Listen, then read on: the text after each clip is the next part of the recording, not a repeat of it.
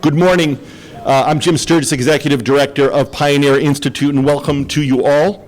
Welcome to Best Practices from Urban Charter Public Schools. I'd like to start by thanking our event sponsors, Harvard's Kennedy School of Government's Program on Education Policy and Governance, the Massachusetts Charter Public School Association, the Center for Education Reform, the Black Alliance for Educational Options, the National Alliance for Public Charter Schools, and Families for Excellent Schools. Thank you very much for co-sponsoring this event.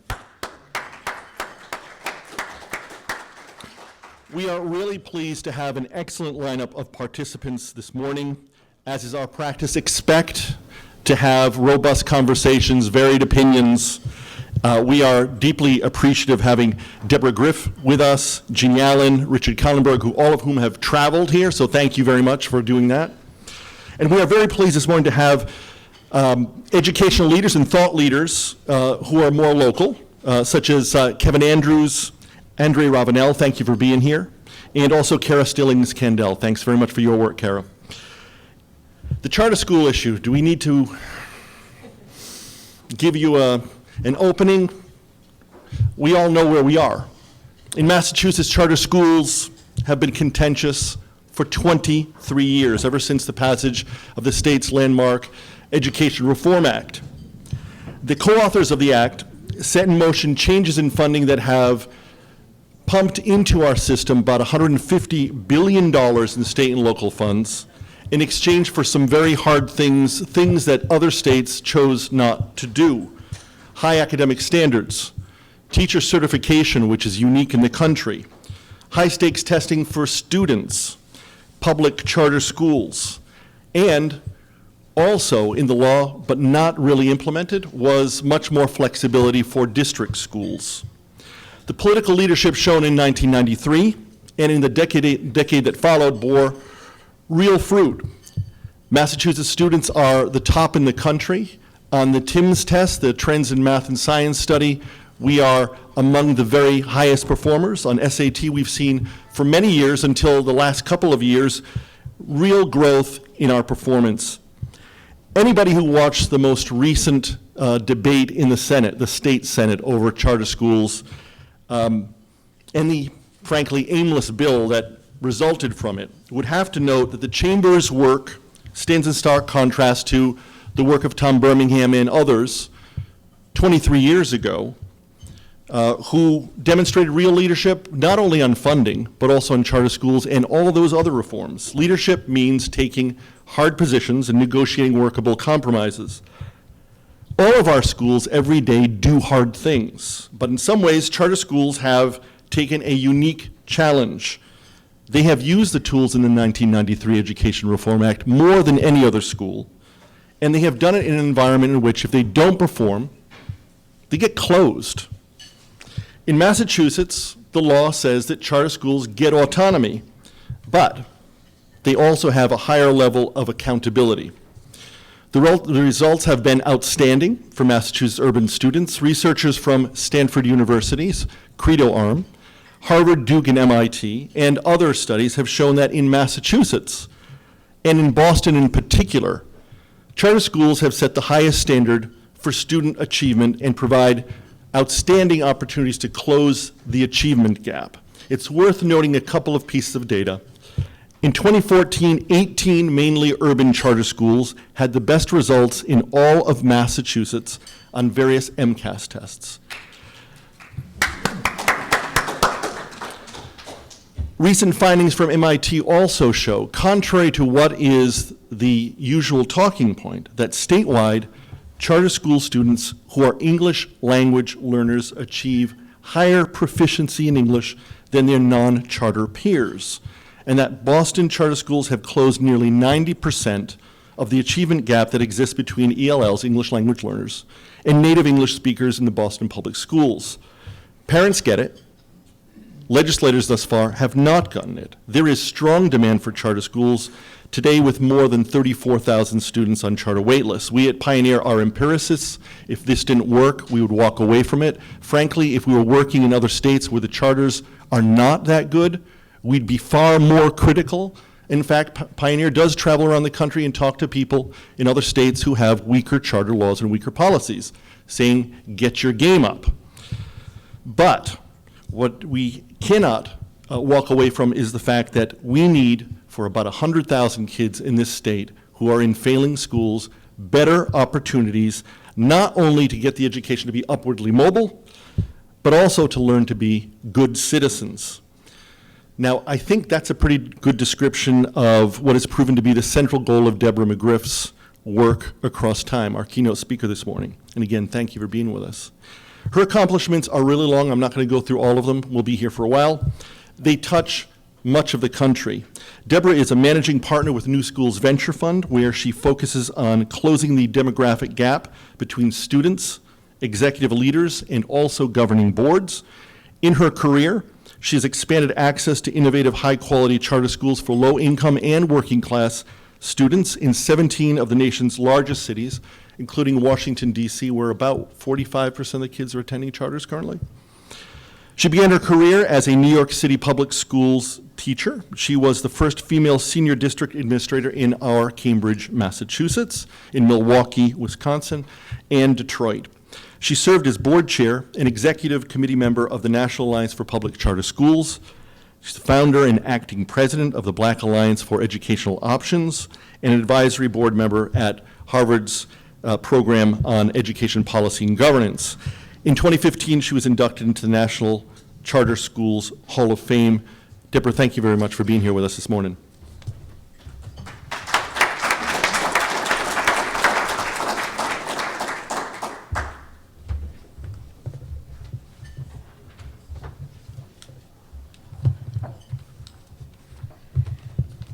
Good morning to all of you, and it's really an honor to join you today during National Charter Schools Week. Nina Reese would be very upset from the National Alliance if I didn't remind all of us that this is a very special week for our movement.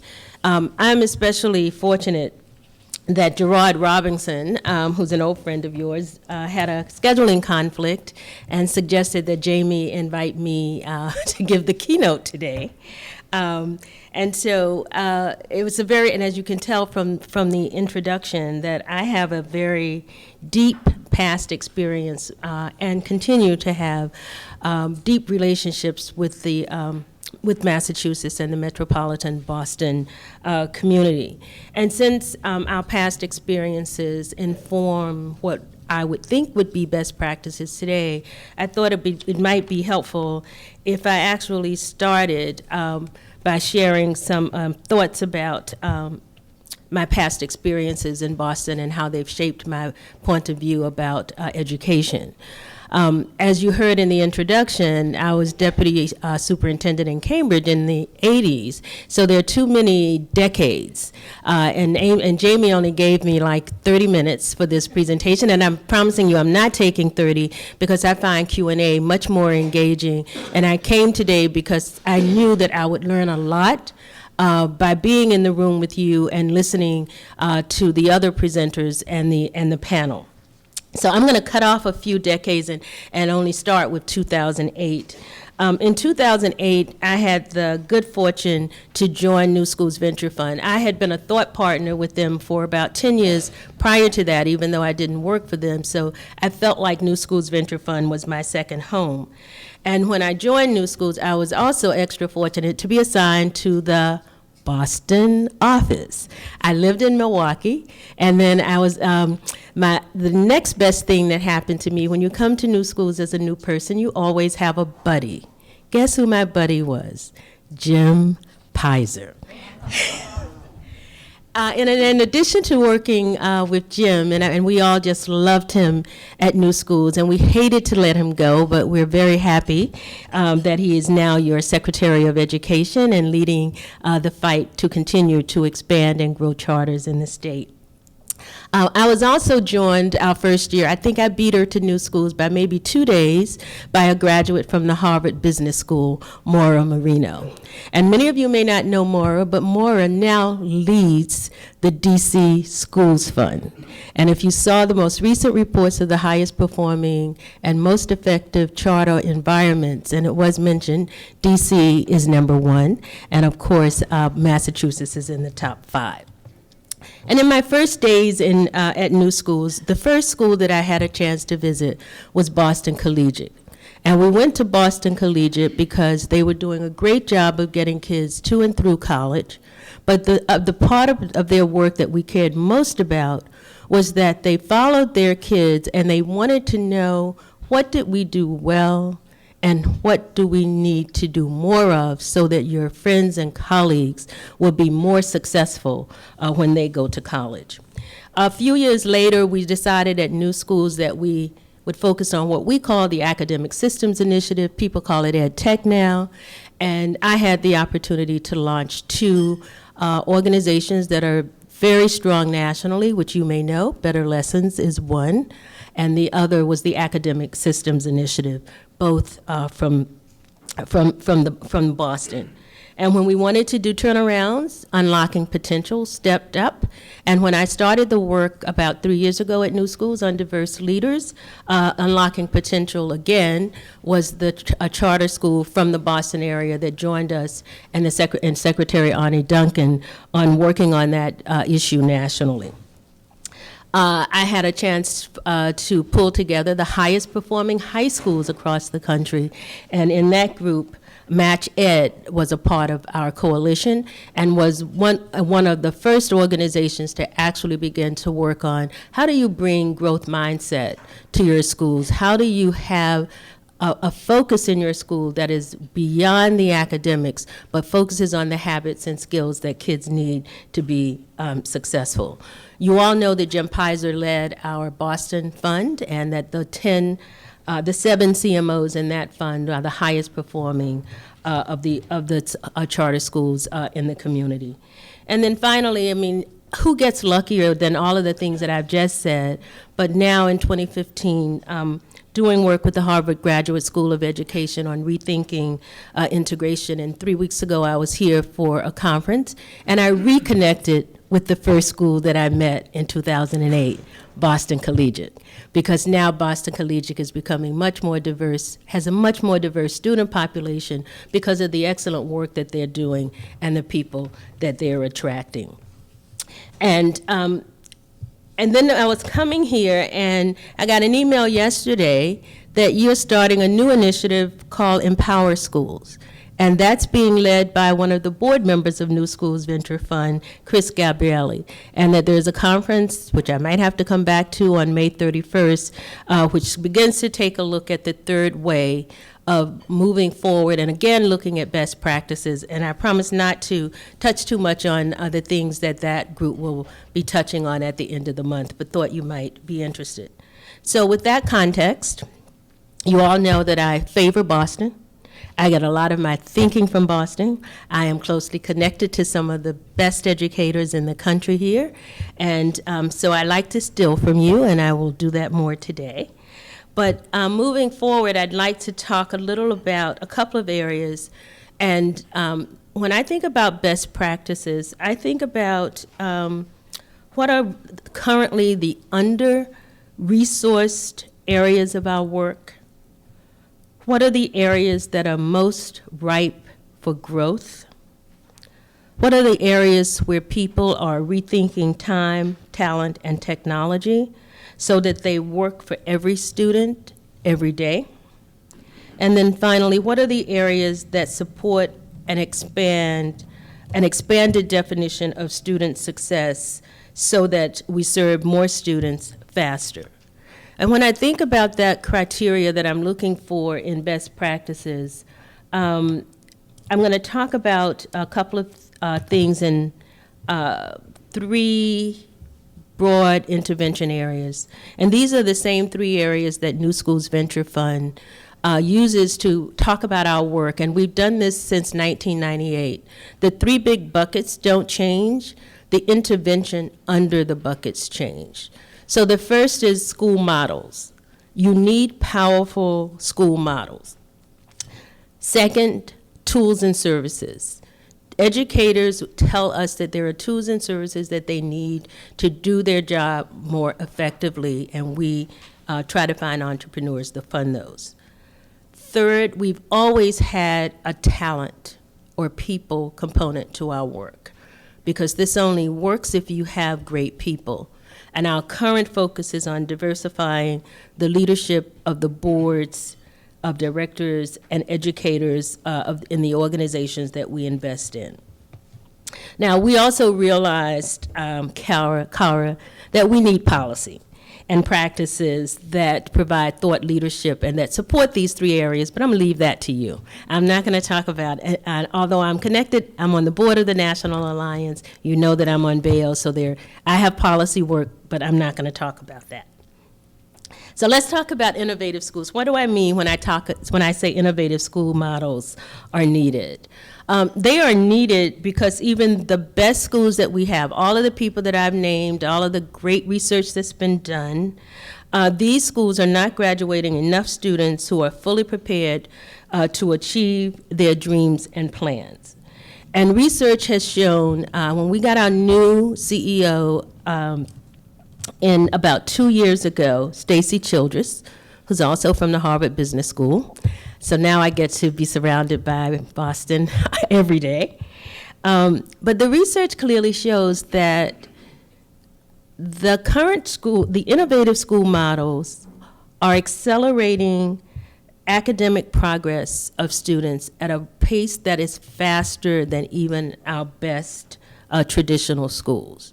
There's also research that has indicated that even if we keep the pace that we currently have of our high performers, it will take centuries for us to close the achievement gap. And so given that fact, we need new models. I'm going to share with you briefly how we define innovative schools by my colleague Scott Benson, who leads that work for new schools.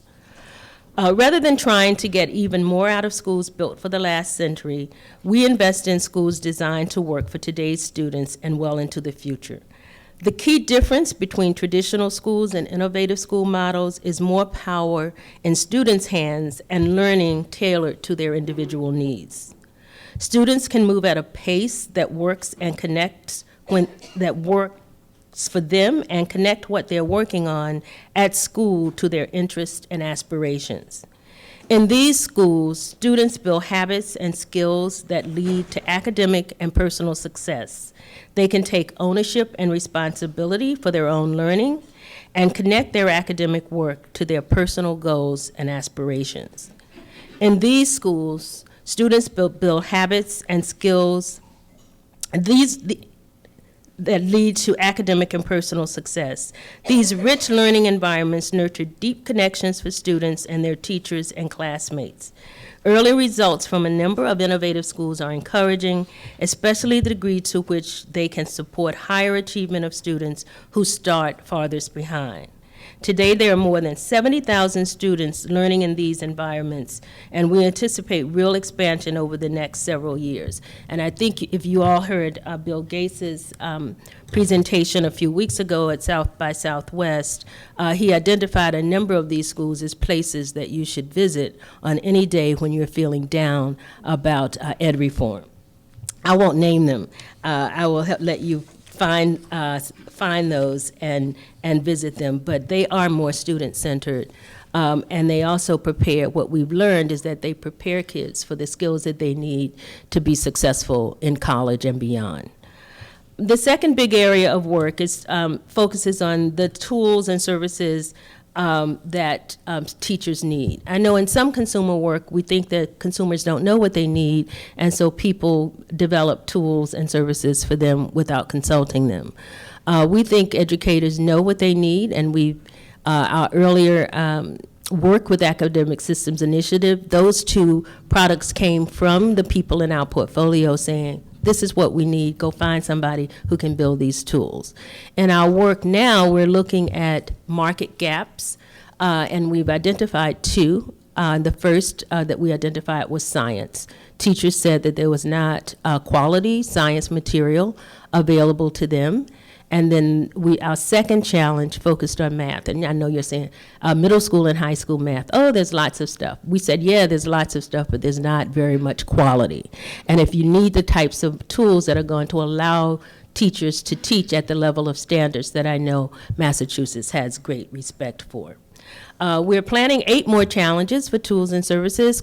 I don't know yet what those areas might be, but I know that you in this audience probably have ideas, and we'd love to hear from you. The final area, now that we talked about innovative schools, and innovative schools are more student-centered, and that they are now producing greater academic outcomes for kids, the tools and services that teachers will need in various subject areas. But finally, we believe, and I believe, that our movement is at an inflection point, and that we've decided that a critical area that needs attention is closing the demographic gap between the students we serve and the people who lead the organizations in our movement. 60% of the charter school students are Black and Latino.